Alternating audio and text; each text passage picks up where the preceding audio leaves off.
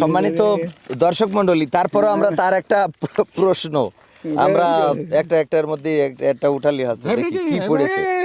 আমরা একটা উঠাতে হবে, তাও আমাকে দে, ফেলে দেন।